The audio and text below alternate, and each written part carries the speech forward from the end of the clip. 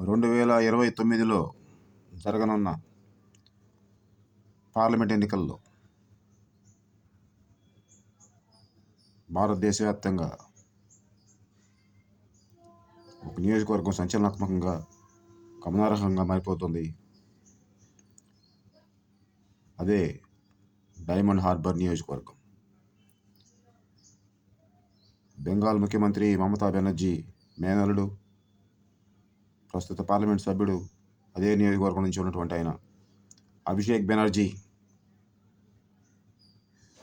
ప్రాతినిధ్యం వహిస్తున్నటువంటి diamond harbour నియోజకవర్గంలో ఆంధ్రప్రదేశ్కి చెందినటువంటి మంగళగిరి పట్టణానికి చెందినటువంటి ఒక మహిళా డాక్టర్ నామినేషన్ వేయబోతోంది.